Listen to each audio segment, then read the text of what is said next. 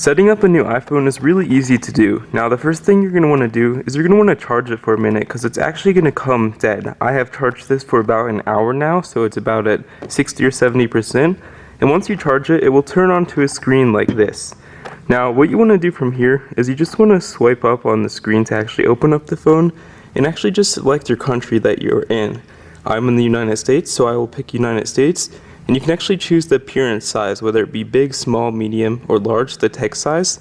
Click on continue, and then you can either choose to set your phone up from another device right here, just by bringing in your old phone right here, just to another phone, so it can actually search for it, connecting it.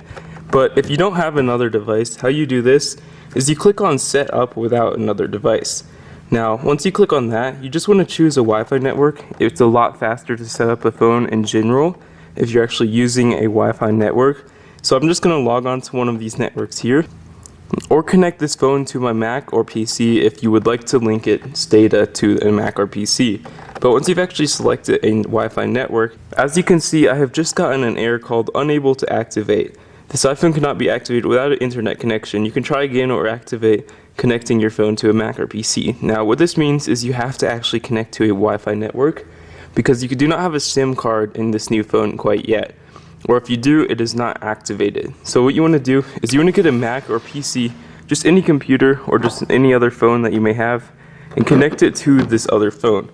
And when you do that, you just click on try again from here, or you can click on other options at the very bottom and choose a Wi-Fi network or choose Mac or PC. Now how you connect it to a Mac or PC is you want to get a cord like so, and just plug it in to the phone, and then you want to plug this cord in to your Mac or PC and open it, and it's going to ask, do you want to trust this iPhone?